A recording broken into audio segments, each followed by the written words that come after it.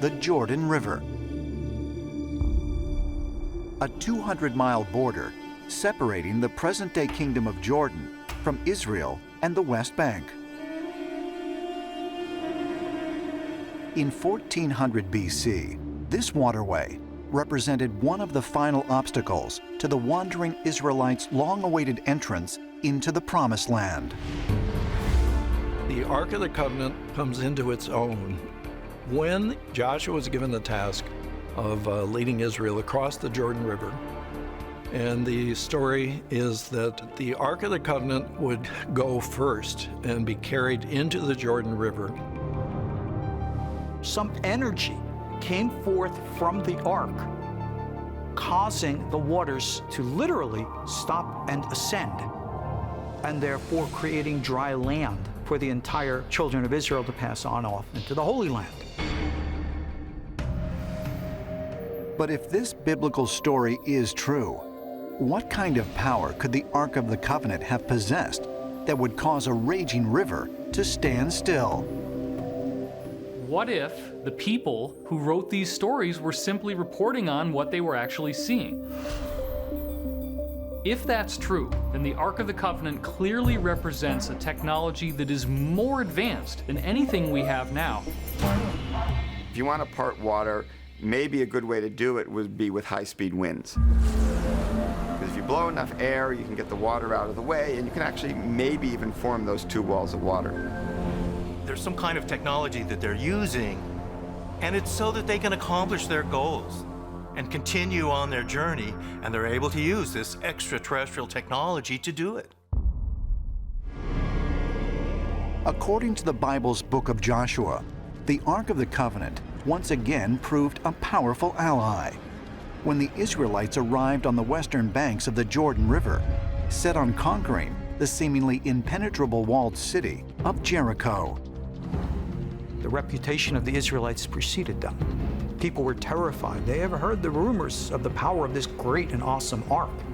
They now come to the city of Jericho.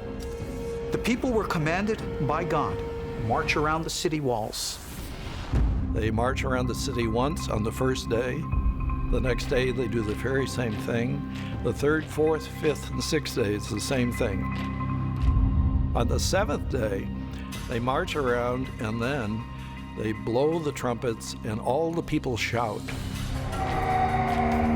Between the marching of the feet, the sounding of the ram's horns, the shofar, and with some power not described from the ark, it enabled the big stone mighty walls of the city of Jericho to somehow be vibrated with a earthquake-type force, which caused them to collapse.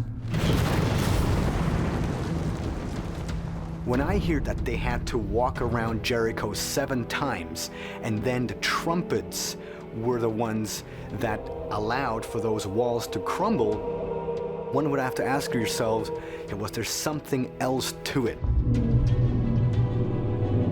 Knocking something down like a wall with pressure is not inconceivable. So you could imagine trying to do this. Now, when you look at things, think of standard examples that we experience. When the space shuttle lands, we get the sonic boom. And you can feel it rattling the walls, and you can actually hear it. That's far away. Imagine getting a sonic boom closer to the object. You might be able to do significant damage to the wall.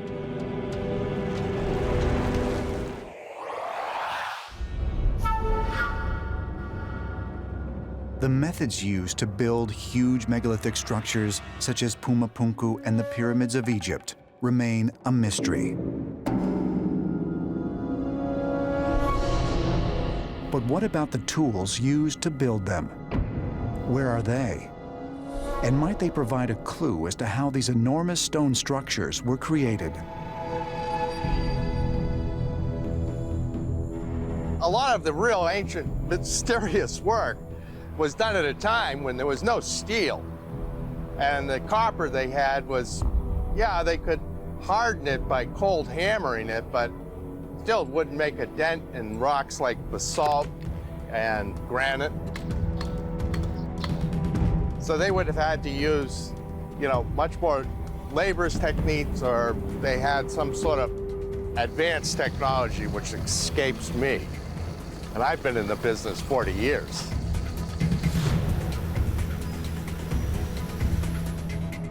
The tools and machines must have been equal to the task of actually building the pyramids, crafting those statues to such a high order of precision, crafting those boxes to a modern-day precision that we find in our inspection lab.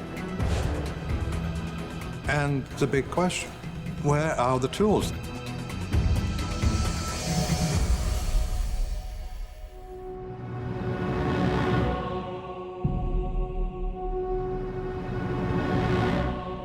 In the late 19th century, British archaeologist Sir Flinders Petrie scoured Egypt, looking not for the biggest items, but the smallest. Petrie was absolutely fascinated by the technical achievements of the Egyptians, particularly the early Egyptians. He constantly was looking for how they made things, how they developed things, how they continued to sort of basically perfect their tools. We're normally taught that the ancient Egyptians had simple tools, and what Petrie brought out is information that seems to actually argue against that notion.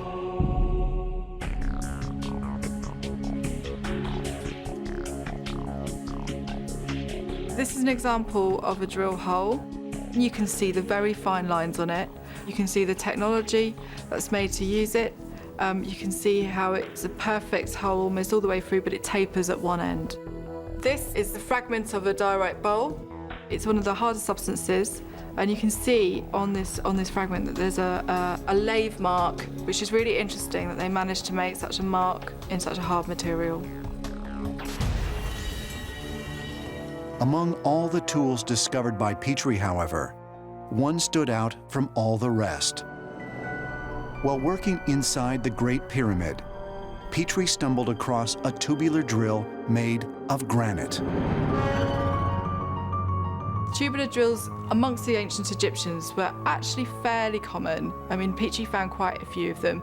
The interesting thing about the one that he found in Giza is that such hard stone that was so carefully curved, precisely grooved.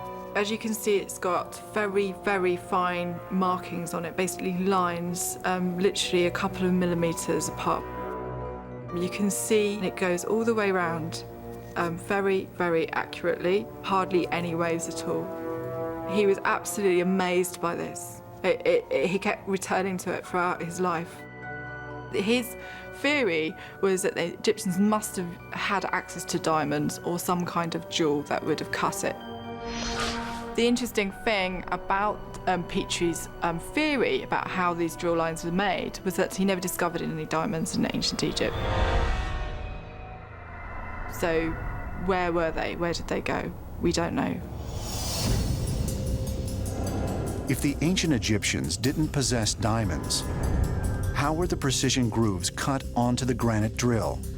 Did Petrie accidentally discover a tool made by extraterrestrials? Machinist expert Chris Dunn attempted to answer this question by creating his own granite drill, using the known tools and techniques of the ancient Egyptians. In order to test the Egyptologist theory about how the ancient Egyptians drilled into granite, I took a tube and fixed a crank on it and actually used sand and silicon carbide. And after many hours of turning and drilling into this piece of granite, finally got deep enough that I could actually pop a core out.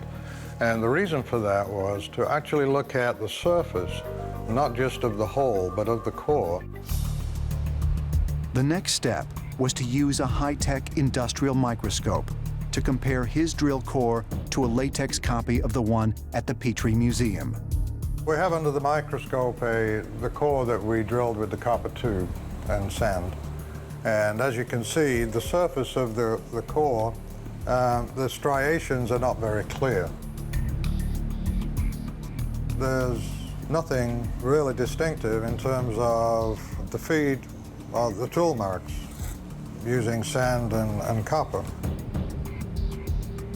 Now, bringing the latex that they took of the core in the Petrie Museum, and we see something totally different. The striations are very clear, and they're quite deep. The devil is actually in the details, and the details of this particular artifact are what I consider to be a smoking gun in terms of what level of technology we give the ancient Egyptians credit for.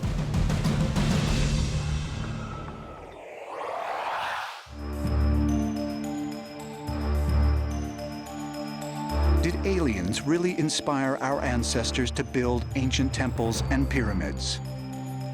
And if they came here, did they leave behind any advanced knowledge of physics, astronomy, or mathematics? If so, is there any evidence that remains to this day? One example might be this one. Often described as the world's first mechanical computer, it dates back over 2,000 years. The Antikythera device was found in 1900 by sponge divers diving off a small island in the Aegean called Antikythera.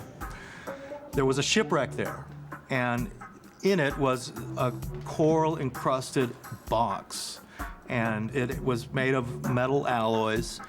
And it then went to the Athens Museum, where a good 50 years later, they were able to X-ray this box, and they were able to discern cogged wheels that were interconnected and give us a very good depiction of what this thing was. And it is a computer.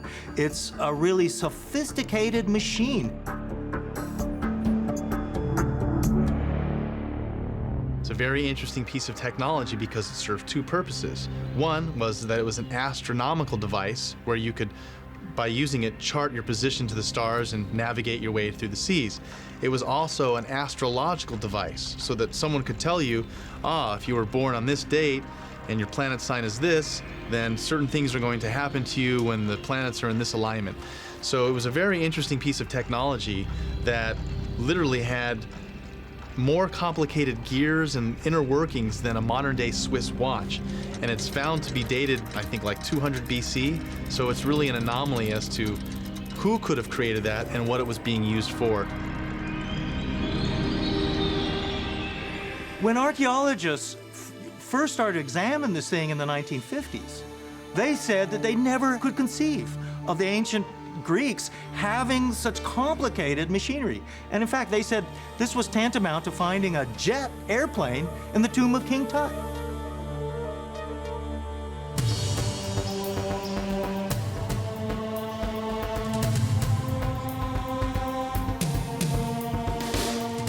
Even older than the Antikythera mechanism are these carvings on a wall at the Dendera temple complex in Egypt. To some, the strange designs look eerily similar to objects very much in use today.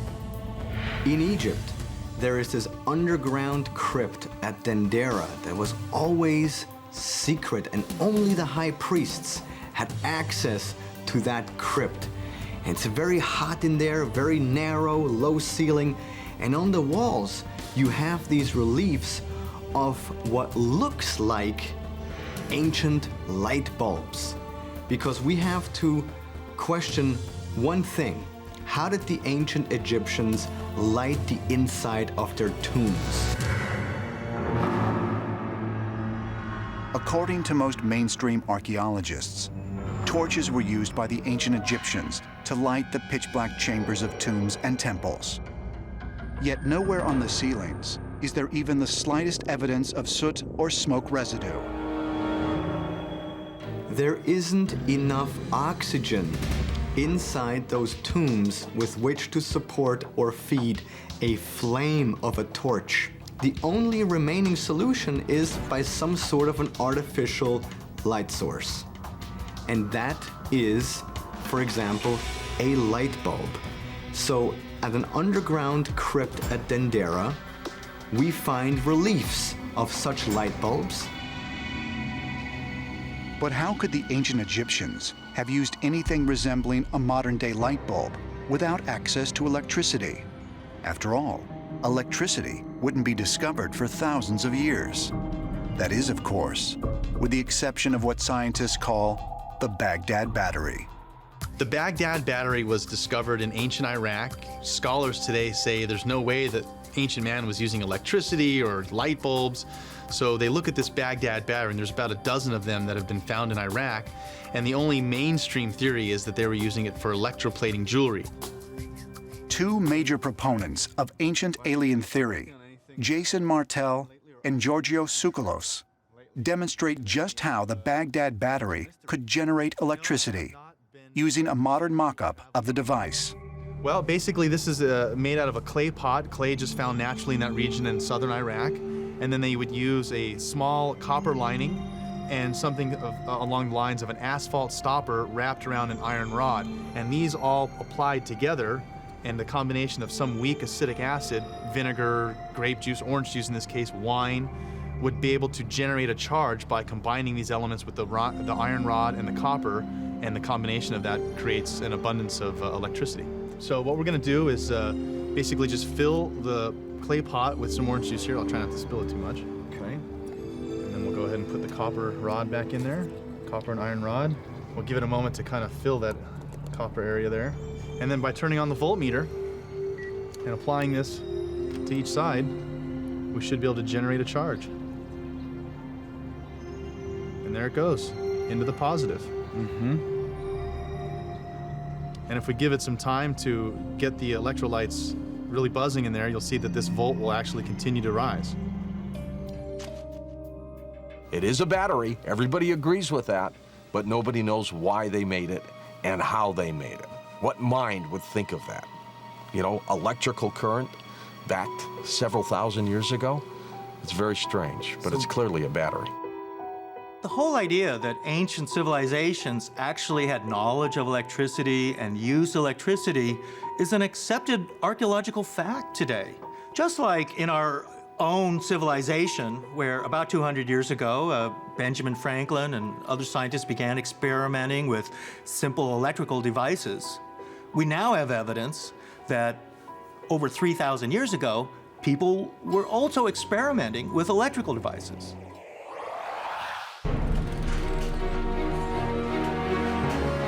In today's largest construction sites and quarries, huge mega machines are used to dig, cut, and lift stone. These man-made creatures dwarf their creators and perform the work of thousands of men using modern hydraulic technologies. Without such equipment, builders could never construct modern skyscrapers. Yet thousands of years ago, ancient civilizations were accomplishing the same work while constructing their monuments and temples using massive stones. These enormous blocks, many weighing in excess of 100 tons, would be a challenge even for today's engineers.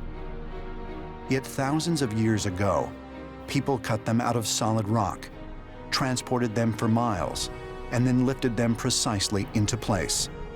But how? Did they cut these massive stone blocks with hammers, chisels, and copper wire, as mainstream archaeologists suggest? Could they have lifted and transported them without a pulley system or the wheel? Or did ancient civilizations possess advanced technologies that have since been lost to science?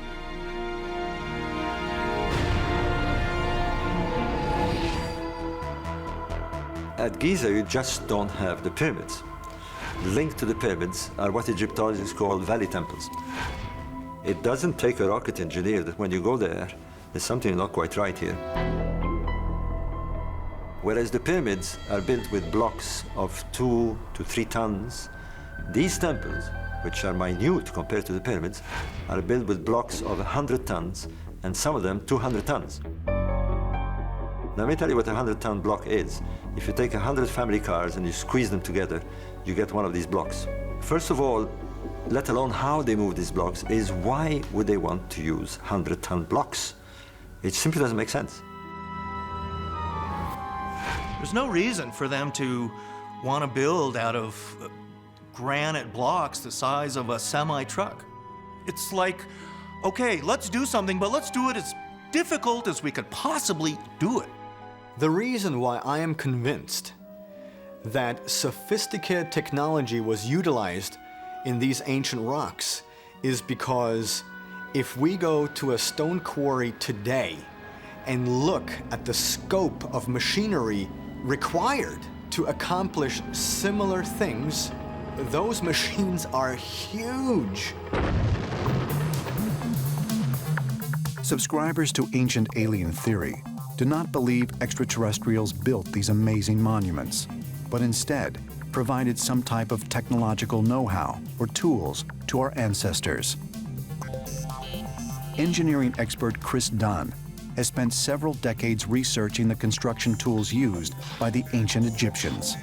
We're normally taught by Egyptologists that the ancient Egyptians had simple tools. They went to work every day using stone balls, copper chisels, a copper tube and sand to grind holes in diorite and granite, extremely hard rock. From what I have actually gathered over the years is information that seems to actually argue against that notion that they had simple tools. In Egypt, Dunn was able to examine ancient sites firsthand. What he found has proved to be both revolutionary and controversial. If you look at the Giza Plateau and all the stones that they actually placed in the Great Pyramid and Khafre's Pyramid and Menkaura's Pyramid, 2.5 million blocks of stone in the Great Pyramid alone. They had to have had some efficient means of cutting them to size and putting them into place. They had to have had somebody on site who's saying, okay, I need a block this size, and then getting a block to them that size, stat, like immediately. While searching several miles north of Giza at Abu Ruwash, Dunn stumbled upon a clue when he spotted a granite block containing a deep cut. When I first saw it, I just didn't know what to make of it. And it was only after puzzling over it for days and sometimes waking up at 3 o'clock in the morning, scratching my head and thinking, well, how did they make this cut? And finally to realize that the only way that they could have actually cut that thing was with a saw that was 35 feet in diameter. The idea that ancient Egyptians used giant saws provoked much resistance from mainstream archaeologists. Dunn, however, was convinced. As an ex-machinist, I look for tool marks. I look for them everywhere I go. And I could be accused of, well, you know, if you're going to look for something, you're probably going to find it because you're looking at it through a certain filter. Accepted, I agree. But the question is, why is it there? Clearly, to me, that is a machine mark. But there were no machines back then. So what do? I just go looking for more machine marks, and they're all over the place. You find them on statues, you'll find them particularly in the Luxor Museum. There seems to be an impression on the side of Amun's buttock where it meets the bench, where there is an undercut. It was the slip of a tool, and therefore it must have been a tool that was quite efficient.